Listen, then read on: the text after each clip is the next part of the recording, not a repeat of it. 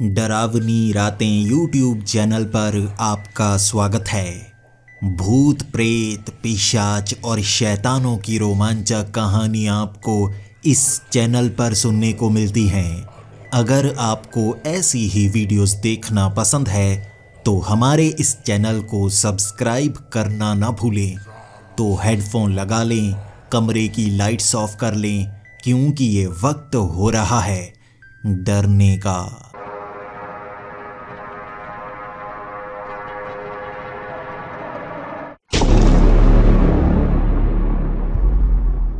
Hello दोस्तों, मेरा नाम जोशुआ है और मैं एक टेक एक्सपर्ट हूं। आपको आपकी भाषा में समझाऊं तो मैं एक हैकर हूं। मैंने ग्रेजुएशन करने के बाद ही इसे अपना लक्ष्य बना लिया था।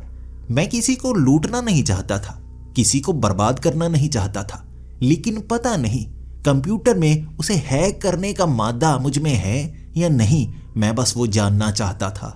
और धीरे धीरे वो लगन मुझे कहाँ तक ले आई मैं समझ ही नहीं पाया। पहले तो मैं सिर्फ अपने कंप्यूटर के ऑपरेटिंग सिस्टम को ही हैक कर पा रहा था। उसके बाद मैंने मोबाइल हैक करना सीखा। धीरे धीरे मैं हैकिंग सीखता जा रहा था और पहले छोटी वेबसाइट्स हैक की ताकि मैं मादा जान सकूं मैं क्या कर सकता हूं और कैसे कर सकता हूं। सारा दिन घर में बैठे रहना मुझे शुरू में पसंद नहीं था, लेकिन जब आपको कुछ नया सीखने को मिले तो आप पूरा दिन घर में बैठ सकते हैं। लेकिन उसके बाद मैंने एथिकल हैकिंग सीखी और मैं इतना एक्सपर्ट बन गया था, एक छोटी सी सॉफ्टवेयर कंपनी में मैं काम करने लगा।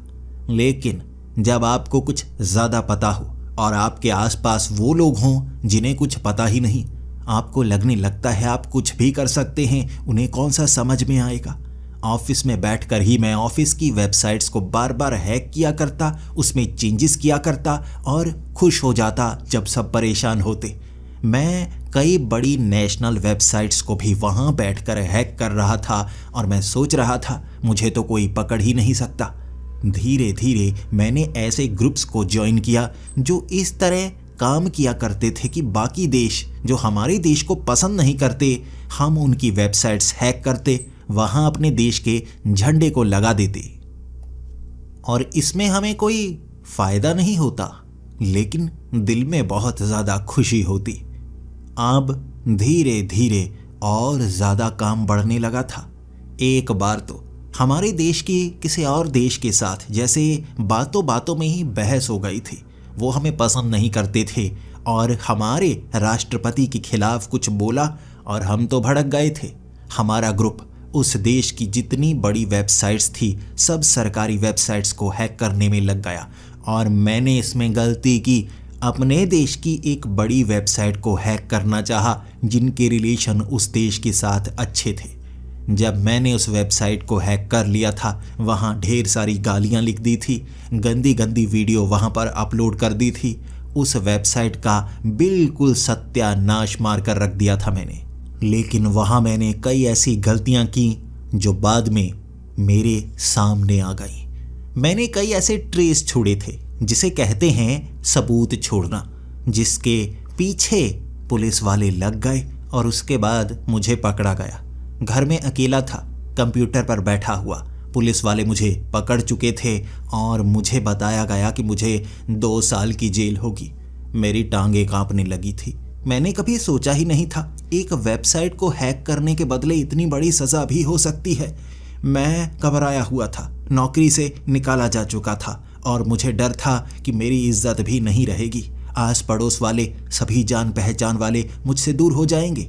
जब कोई जेल चला जाता है तो उसकी इज्जत भी चली जाती है, बस इसी का डर था। लेकिन इंटेरोगेशन रूम में मुझे बताया गया, अगर मैं सरकारी विभाग के साथ मिलकर काम करता हूँ, उनके लिए ऐसी हैकिंग करता हूँ, तो मेरी सज़ा बिल्कुल माफ़ कर दी जाएगी। मेरे पास और कोई रास्ता ही नहीं था। मैं उस सरकारी विभाग के साथ काम करने लगा और उनका काम था क्रिमिनल्स को पकड़ना, ऐसी गलत गतिविधियों को रोकना, और उन्होंने मेरी प्रतिभा पहचानी थी। मैं ऐसी ऐसी वेबसाइट्स को हैक कर लेता था जिनका फायरवॉल सिस्टम या सिक्योरिटी बहुत अच्छी हुआ करती थी। मेरा दिमाग चलता ही बहुत तेज था और अब उसका फायदा सरकारी विभाग वाले ले रहे थे। मेरी तो तनख्वाह अच्छी खासी लग गई थी और वहाँ कई पुलिस वाले मुझे ये कह रहे थे कि तुम्हारी किस्मत कितनी अच्छी है, तुमने जो गलती की उसका भी तुम्हें फ़ायदा हो रहा है।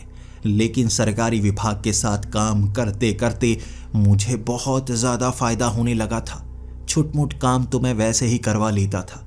मेरा रैंक भी अब काफ़ी बढ़ चुका था, लेकिन अब मुझे अपने उस शहर से बड़े शहर में भी जाना पड़ता और कई बार इमरजेंसी के तौर पर किसी और देश में भी जाना पड़ता और वहाँ छिपकर भी हैकिंग करनी पड़ती, सरकारी मशीनों की हैकिंग, और वहाँ से ऐसी जानकारी निकाल कर फिर अपने देश में आना पड़ता।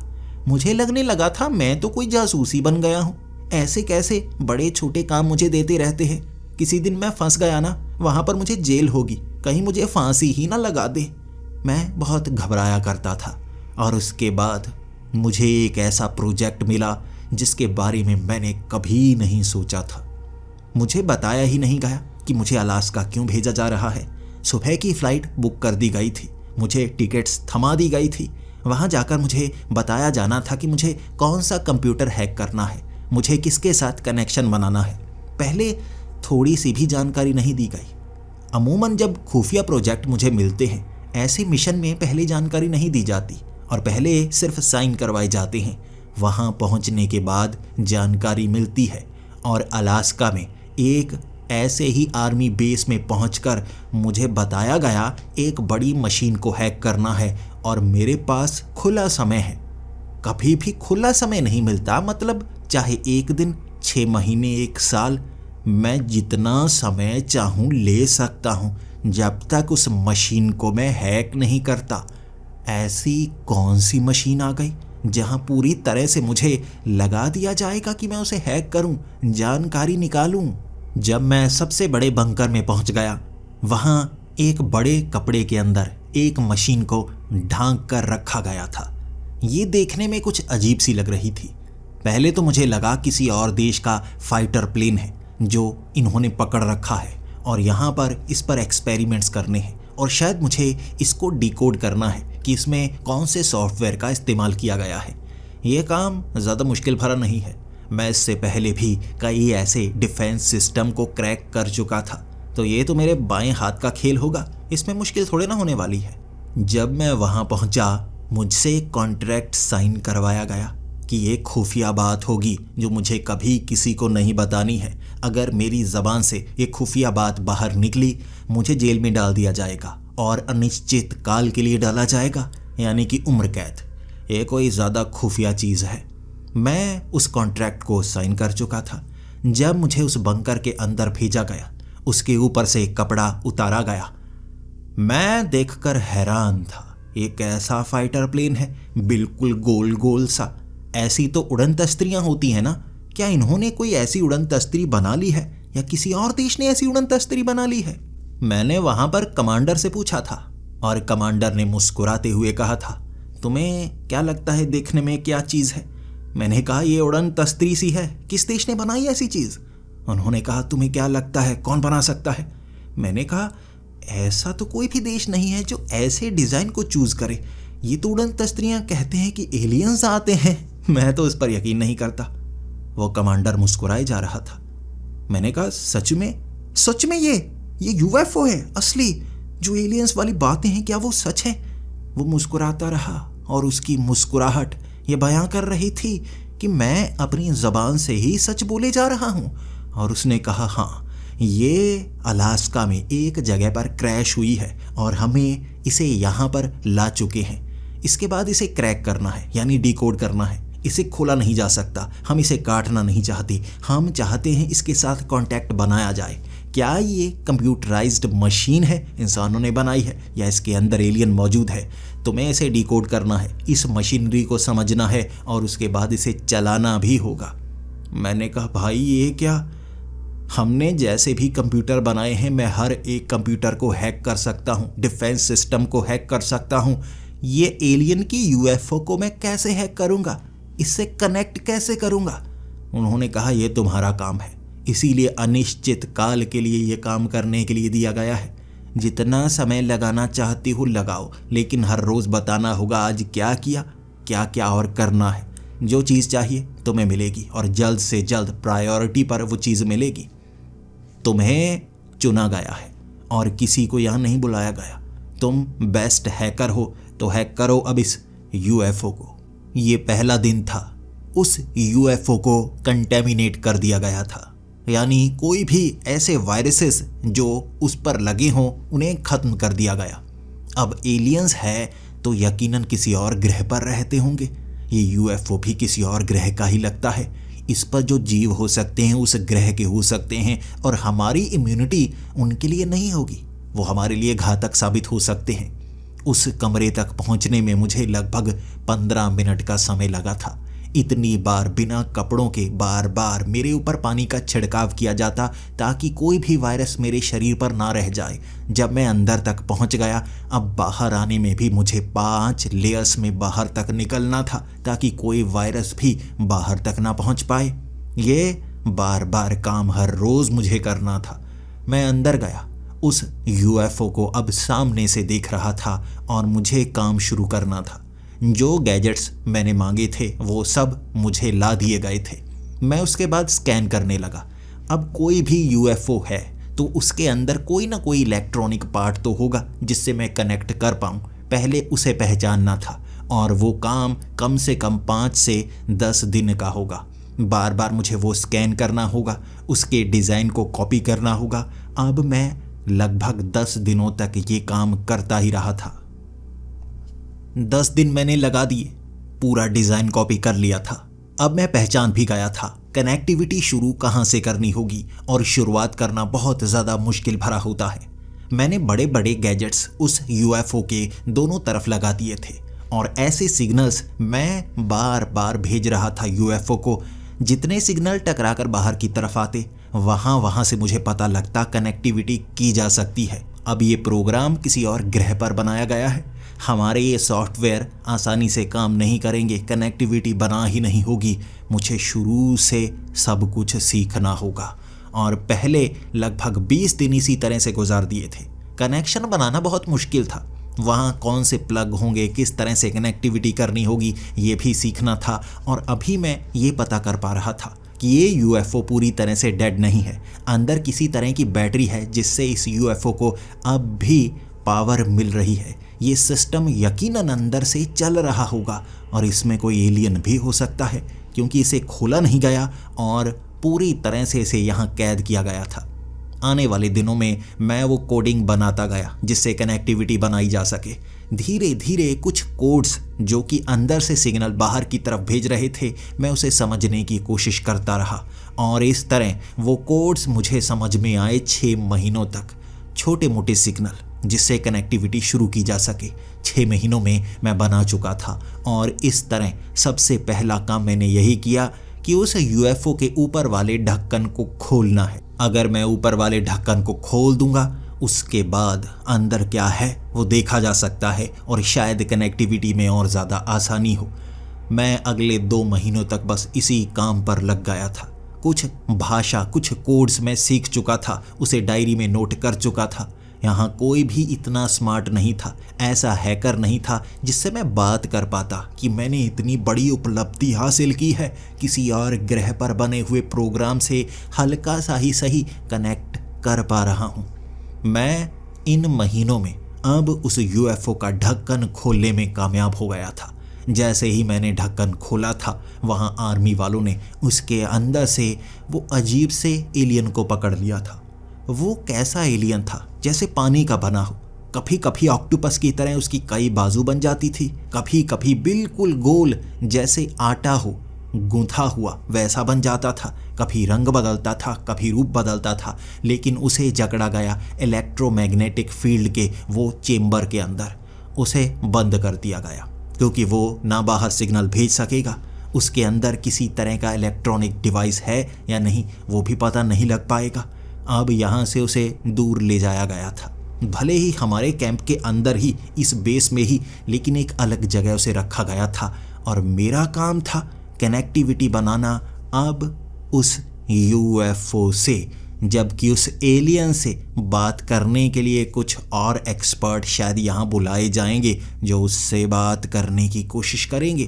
क्या वो चीज़ समझ पाएंगे जो मैं अब तक समझ पाया हूँ इस यूएफओ पर एक्सपेरिमेंट करते करते? अगले 2 महीने मैं अब उस यूएफओ से कनेक्शन बना चुका था, लेकिन उसे चला नहीं पा रहा था। वो कोड्स कुछ अलग थे। मैं जैसे उस यूएफओ की या कहें एलियंस की कुछ हद तक भाषा समझ गया था। मैंने सीनियर्स को बताने की कोशिश की, लेकिन उन्होंने मुझे बस हैकर कहकर ये कहा, तुम्हारा जो काम है तुम्हें वो करना चाहिए। मैं कुछ खास चीज़ को पहचान गया था। वो यूएफओ से एक सिग्नल बाहर भेजने की कोशिश की जा रही है, लेकिन इस यूएफओ को भी बड़े बेस में रखा गया है जहां से सिग्नल बाहर नहीं जा सकते। बार बार कनेक्शन बनाने की कोशिश हो रही है, लेकिन कनेक्शन टूट रहा है। आखिर ये यूएफओ से सिग्नल कहाँ भेजे जा रहे होंगे? यकीनन बाहर भेजे जा रहे होंगे, अपने ग्रह पर। इससे ये भी पता लगाया जा सकता है कि ये किस ग्रह से आया है। क्यों ना इन कोड्स को मैं संभाल कर रखूं, पता करने की कोशिश करूं कि यहाँ चल क्या रहा है, कौन से ग्रह से ये यूएफओ आई है। ये सब जानकारी मुझे खुद तक सीमित रखनी थी। बाद में मैं सबको बताता, क्योंकि उन्होंने मेरी बेइज्जती बहुत ज़्यादा की थी। अब मैं उस यूएफओ पर काम कर रहा था। वहाँ किसी भी तरह का कोई कंटेमिनेशन नहीं था, इसीलिए अब मैं बाहर भी जा सकता था। मुझे रविवार के दिन छुट्टी होती और मैं अपने घर भी जा सकता, लेकिन सीमित रहकर। मैं यहाँ क्या हो रहा है किसी को बता नहीं सकता था। लेकिन घर जाकर भी मैंने एक खास काम करना शुरू कर दिया। एक ऐसा डिवाइस जहाँ से मैं सिग्नल अंतरिक्ष में भेज सकूँ, क्योंकि मेरे पास खास कोड्स थे। ये वो कोड्स थे जो यूएफओ से निकल रहे थे। वही कोड्स अगर मैं बिल्कुल उसी फ्रीक्वेंसी पर बाहर भेजने की कोशिश करूं तो जवाब आने के चांस ज़्यादा हैं। मैंने घर में वो डिवाइस बना लिया 1 ही महीने में। वहाँ बेस के अंदर मैं कनेक्शन बनाने की कोशिश कर रहा था और घर से मैं सिग्नल अंतरिक्ष में भेज रहा था। 1 महीने बाद ही मुझे रिस्पॉन्स भी मिला। अंतरिक्ष से भी ऐसे सिग्नल आए जो बिल्कुल इससे मिलते जुलते थे, लेकिन मैं पहचान ही नहीं पा रहा था ये सिग्नल कहाँ से आ रहे हैं, और ना ही मैं अपने कमांडर को बता सकता था। कई बार हमारे अंदर कीड़ा होता है सबसे ज़्यादा आगे बढ़ने का, और यहाँ पर भी मैं कुछ ऐसा ही करना चाहता था। जब सब कुछ जान लूँगा फिर ही बताऊँगा। अब मैंने उस कोड के रिस्पॉन्स में एक और कोड भेजा जो यूएफओ से निकल रहा था।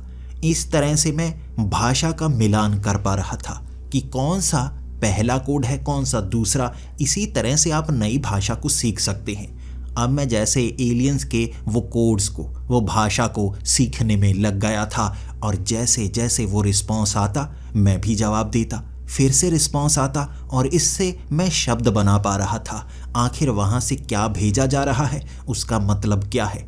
1 महीना लगा मुझे। मैं काफ़ी शातिर हैकर था। अगर मैं उस एलियन से बात करता शायद मैं काफ़ी कुछ जान सकता था, लेकिन कोई बात नहीं। जहाँ से ये आया है मैं उनसे ही बात कर लेता हूँ, पता तो चलेगा आखिर ये एलियन धरती पर कब कब आते हैं, क्या करने आते हैं, पहले भी आए हैं या नहीं आए हैं।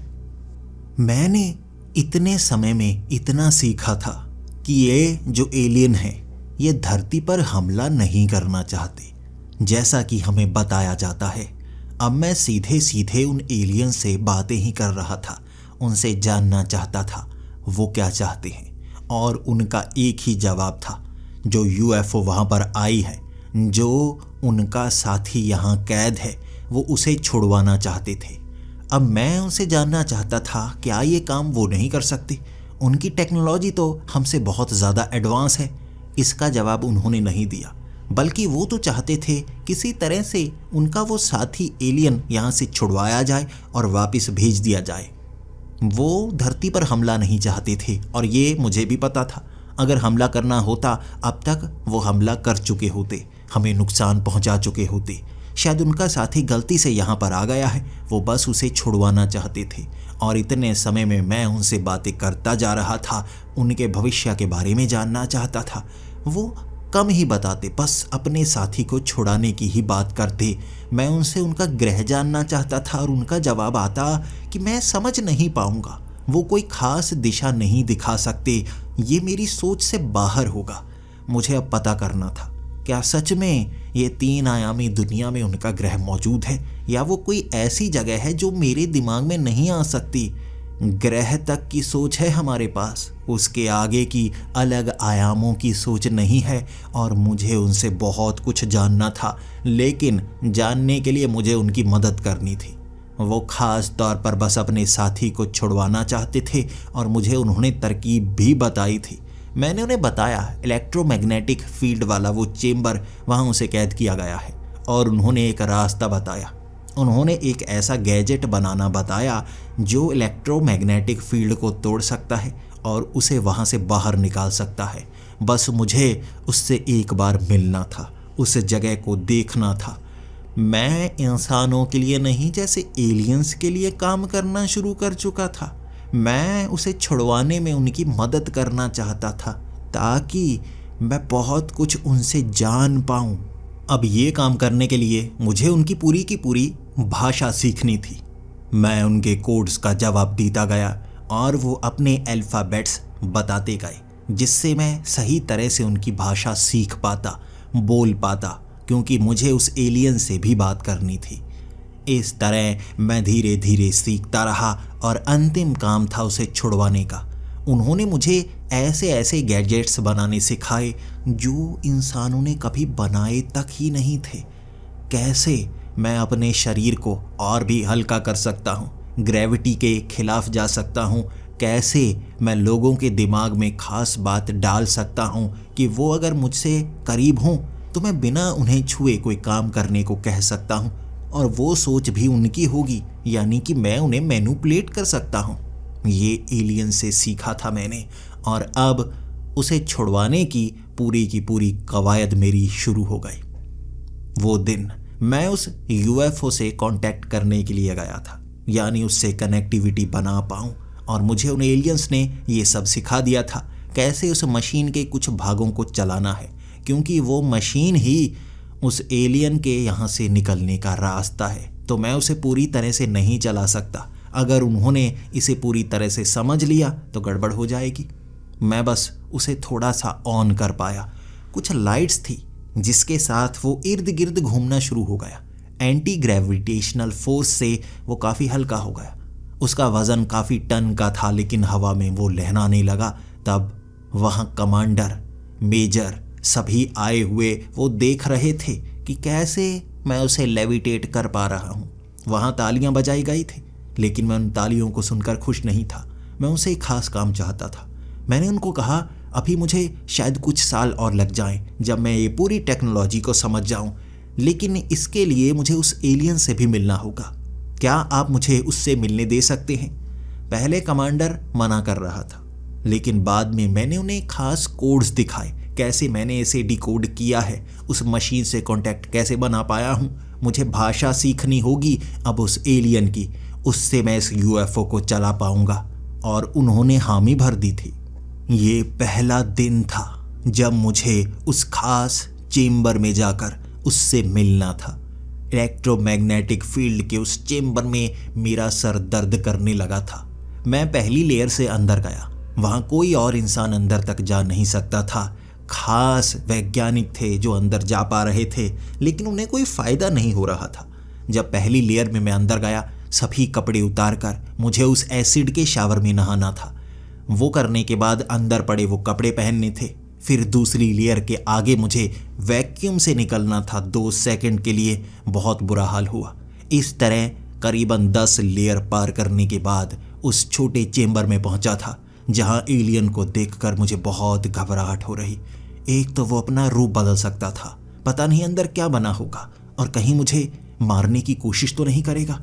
मैं ऐसी हर चीज़ से डरता हूँ। मैं भूत प्रेत से तो क्या कहूँ, मैं तो छोटे छोटे जानवरों से भी डरता हूँ। ये तो दूसरे ग्रह का कोई एलियन है। मैं इससे तो बहुत ज़्यादा डर रहा था।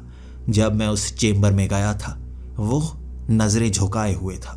बाकी जितने भी वैज्ञानिक यहाँ पर आए थे उससे बात करना चाहते थे, हर तरह की तरकीब अपनाई थी, लेकिन मैंने जब उससे बात की, वो कोड की तरह जो मुझे उन एलियंस ने सिखाया था, उसकी जैसे आंखें चमकी थी। वो एक इंसानी शरीर के करीब तक पहुंच गया था। वो रूप बदल सकता था तो उसने अपना इंसानी शरीर सा बनाया, मेरे बिल्कुल सामने, और उसकी चमकती हुई आंखें। वो काफ़ी खुश था, मेरे बहुत करीब आया और उसने अजीब सी भाषा में कुछ कहा। मैंने वो नोटबुक निकाली और उसके बाद डिकोड करने की कोशिश करने लगा। उसने क्या कहा? उसने कहा था, क्या तुम मेरी भाषा जानते हो? फिर मैंने भी एक एक शब्द ढूंढने शुरू किए। मैं उसे कह पाया था, हाँ, मैं तुम्हारी भाषा बोल सकता हूं। वो काफ़ी ज़्यादा खुश था। उसके बाद वो मुझसे पूछने लगा मैंने उसकी भाषा कहाँ से सीखी। मैंने भी काफ़ी समय लगाकर उसे बताया कि मैं तुम्हारे साथियों से कांटेक्ट कर पा रहा हूँ, लेकिन वो चाहते हैं कि मैं तुम्हें छुड़वाऊँ। अब तुम बताओ, तुम क्या चाहते हो? वो भी खुशी खुशी बात करने लगा था। वो यहाँ से छूटना चाहता था और बस इतनी बात हुई थी। 3 घंटों में मुझे वो शब्द ढूंढने में, वो लाइन बनाने में इतना समय लगा था। मैं 3 घंटे लगा चुका था, लेकिन धीरे धीरे मेरी रफ्तार तेज हो रही थी। बाहर आकर मैंने कमांडर को और वैज्ञानिकों को छोटी सी चीज़ बताई कि अब वो इंसानी शरीर में रहेगा। मैं कुछ कोड्स जानता हूँ। मैं अंदर जाकर हर रोज़ उससे बात करना चाहता हूँ। अगर आप चाहते हैं मैं ऐसा करूँ तो आप कर सकते हैं। मैं अब उन्हें मना चुका था, क्योंकि कुछ वैज्ञानिकों ने अंदर जाकर देखा। उसने इंसानी शरीर बनाया था। वो जिस चीज़ को देख सकता था वैसा बन सकता था, और सभी खुश कि मैंने ये इतना बड़ा काम कर दिया। और इतने महीनों में वो वैज्ञानिक कुछ भी नहीं कर पाए थे। मैंने यूएफओ को डिकोड किया। मैं कुछ समय वहाँ भी काम करता और कुछ समय के लिए उस एलियन के पास भी जाता, उससे बात करने के लिए कि मैं उसे कैसे छुड़ा सकता हूँ। और इससे पहले मैं जानना चाहता था कहीं इसमें खतरा तो नहीं। मैं उससे हर रोज़ बात करता और जानना चाहता वो क्या करेगा। अगर वो यहाँ से बाहर निकलेगा तो क्या करेगा? ऐसा तो नहीं यहाँ से बाहर निकलने के बाद वो हमें ख़त्म करने की कोशिश करेगा, वो हमें मारने की कोशिश करेगा। और अब तो मैं उस भाषा को इतनी अच्छी तरह से सीख गया था कि उससे धीरे धीरे खुद ही बात कर पा रहा था। जैसे आपने कोई नई भाषा सीखी हो, हल्की हल्की आवाज़ में धीरे धीरे काटते हुए आप भी वो भाषा बोलने लगते हैं। मैं उसी तरह से वो भाषा बोलने लगा था, उससे बात करने लगा था और उससे भी बहुत कुछ जानने लगा था। वो चाहता था जल्दी से यहाँ से बाहर निकल जाए, लेकिन मैंने उसको कहा जब तक मैं तुम पर भरोसा नहीं करता मैं तुम्हारे लिए कुछ नहीं कर सकता। अब मैं उससे पूछता, आखिर एलियंस धरती पर क्यों आते हैं? उसने कहा ऑब्जर्व करने के लिए। सभी जानना चाहते हैं कि इंसानों ने आखिर कितनी तरक्की की है। हम काफ़ी साल पहले से आया करते हैं। तुम्हारे लिए कहें तो कुछ हज़ारों साल पहले से धरती पर हमने आना शुरू कर दिया था। और सिर्फ हमारी प्रजाति ही नहीं है जो धरती पर आती है, ऐसी कई और प्रजातियां हैं जो कई और ग्रहों से आती हैं, कई और गैलेक्सीज से आती हैं। वो भी यही जानने के लिए आते हैं। और जैसा कि तुम इंसानों को लगता रहता है कि यहाँ पर एलियंस आ जाएंगे, तुम सबको मार देंगे और उसके बाद यहाँ बस्तियाँ बना लेंगे, ऐसा कुछ नहीं है।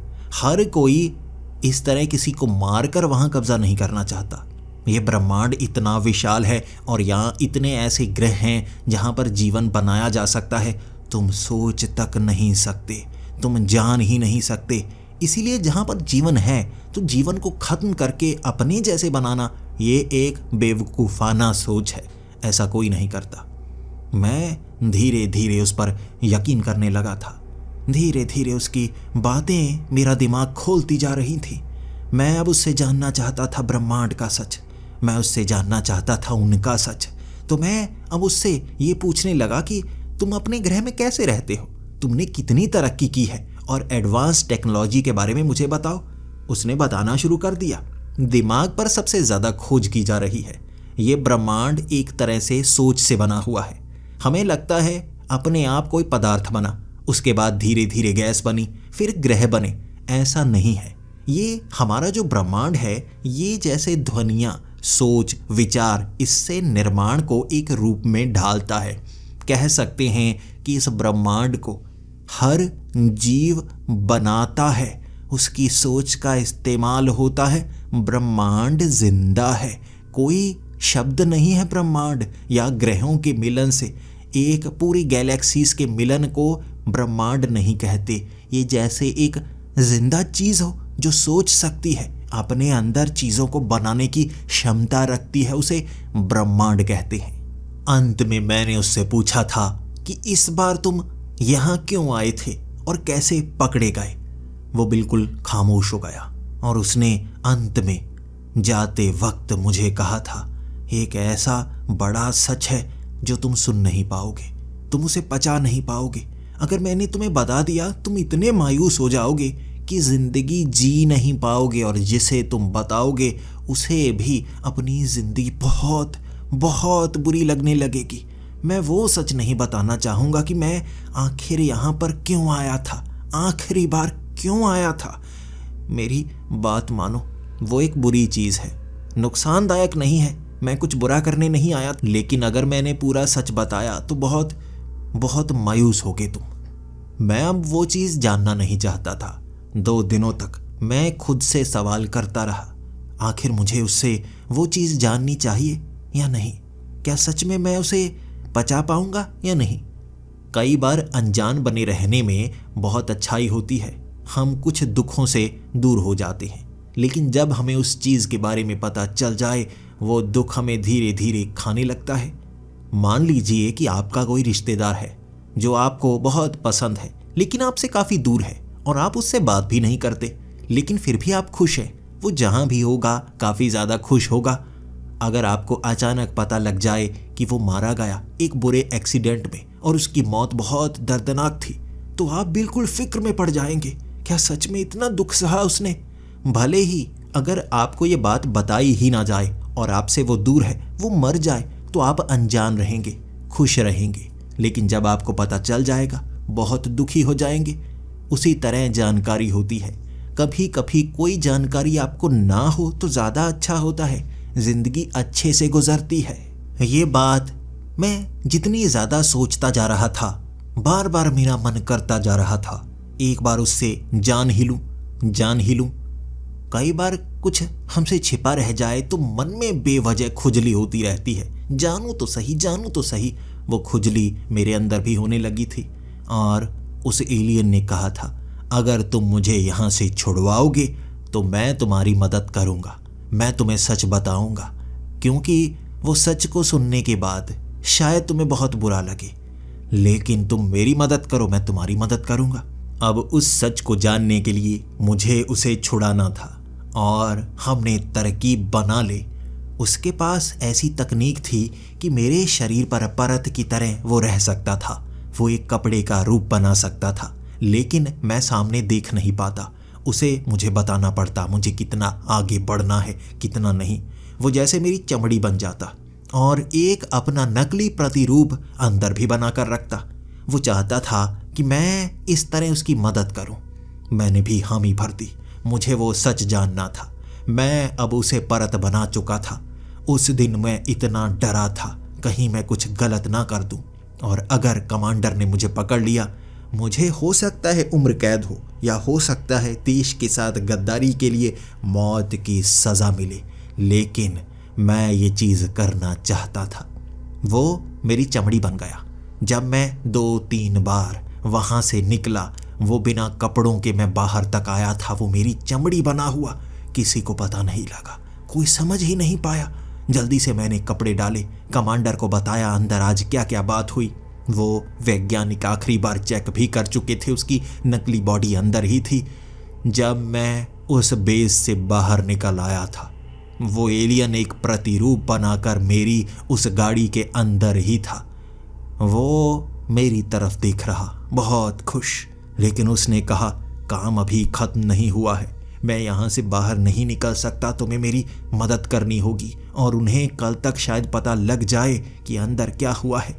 मैं भी बहुत डरा हुआ, उससे सच जानना चाहता था, और उसने कहा मुझे यहाँ से निकलने का मौका दो, मैं जाते वक्त ही वो सच बता सकता हूँ। मैंने कहा तो अब क्या तुम्हारे यूएफओ को भी बाहर निकालूं?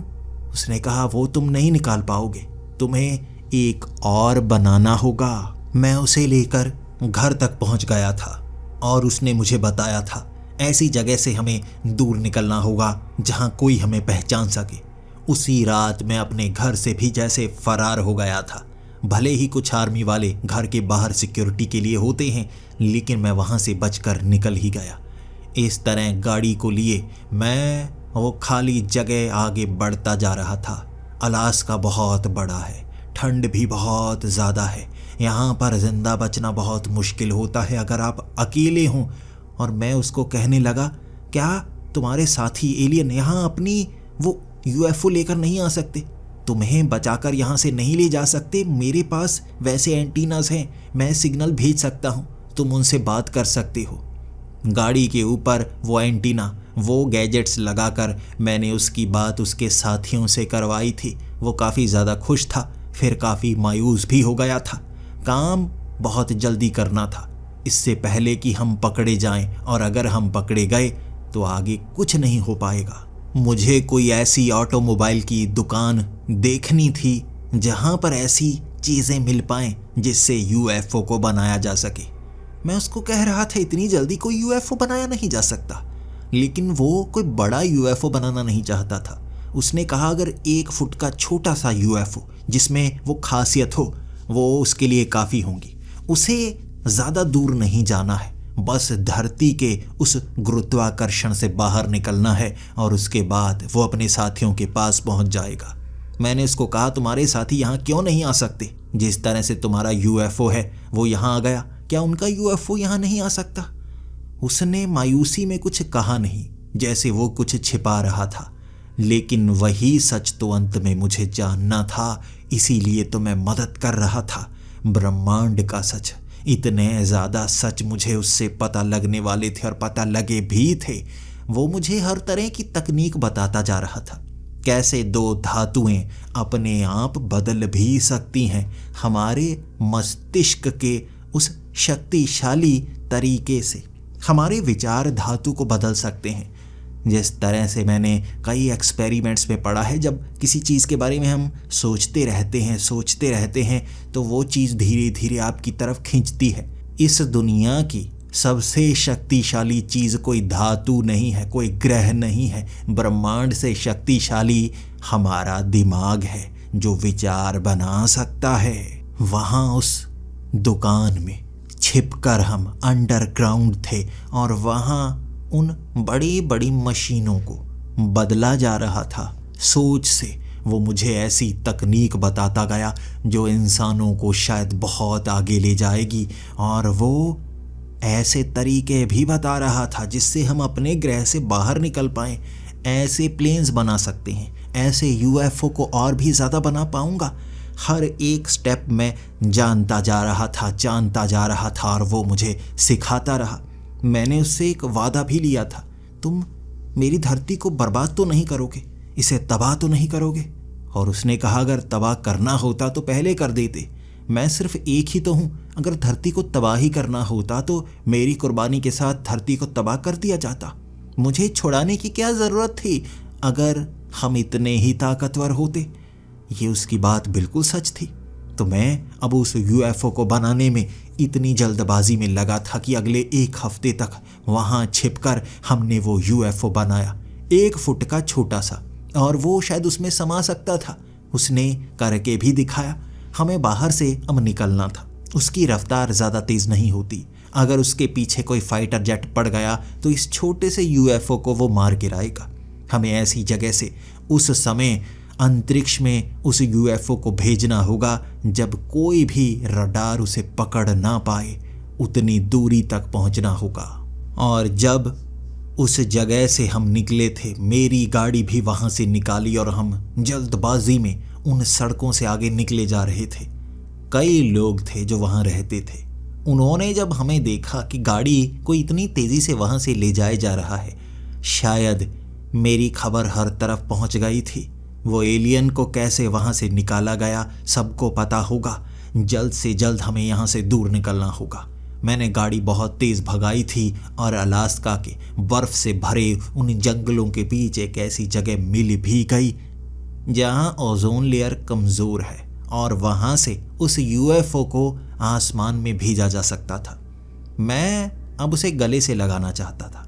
मेरा दोस्त, इतने समय मैंने उससे जैसे बातें की थी, दोस्ती निभाई थी, और उसने भी मुझे बहुत कुछ सिखाया था। ब्रह्मांड का सच, उनके ग्रहों की सच्चाई।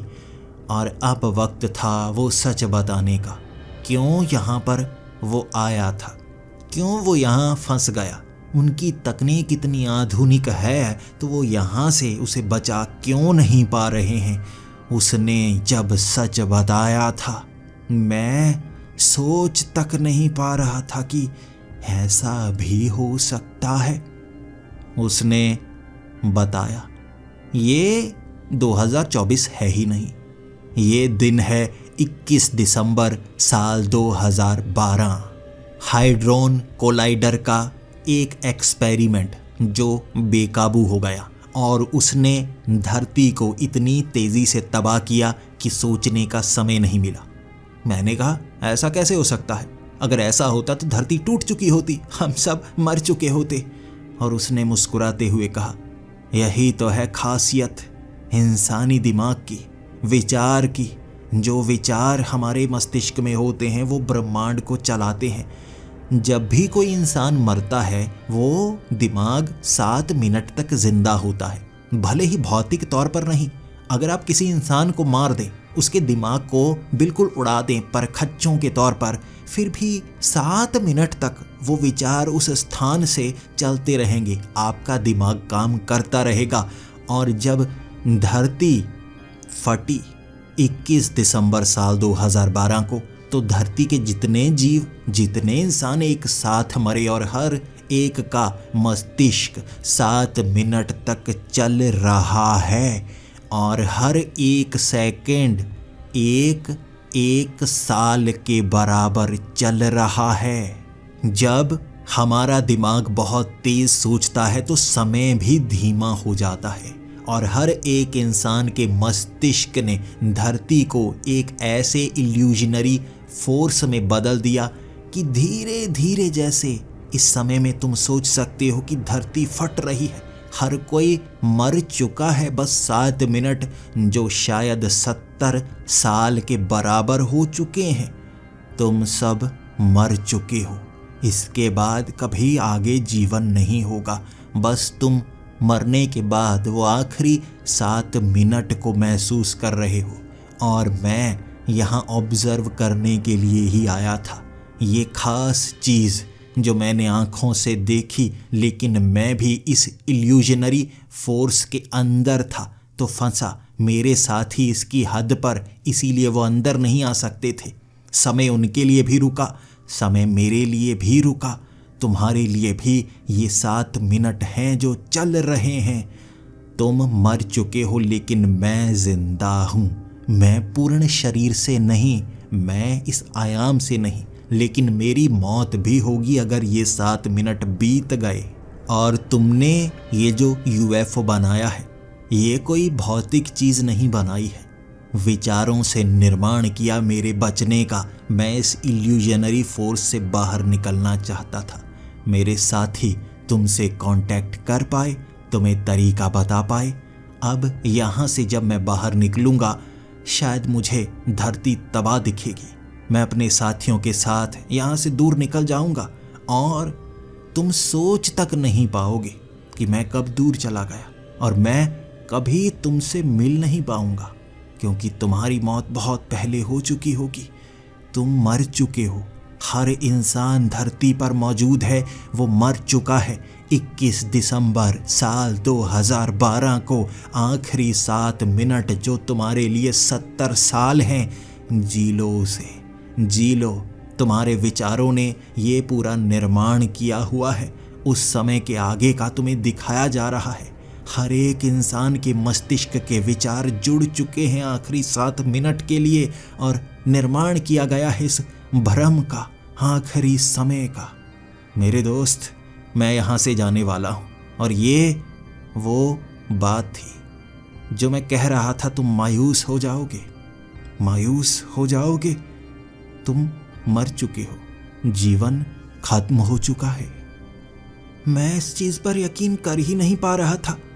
और उसने कहा, अगर तुम्हें यकीन करना है तो इंसान इकट्ठे जो सोचा करेंगे वैसा वैसा भविष्य में देखना होता जाएगा।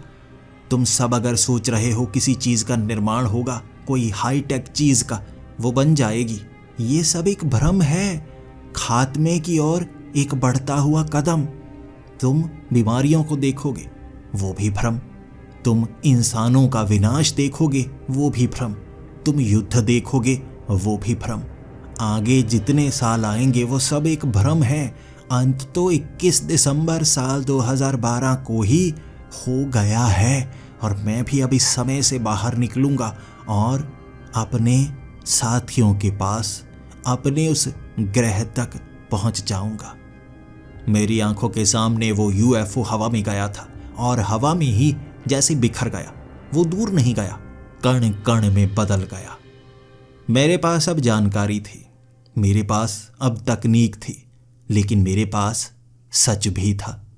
मैं किसी को ये सच बताना नहीं चाहता, लेकिन इस कहानी को हर किसी तक पहुंचाना चाहता हूं।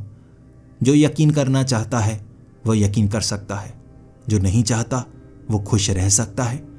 हम कब के मर चुके हैं, लगभग 12 साल पहले हम मर चुके हैं और बस भ्रम में जी रहे हैं।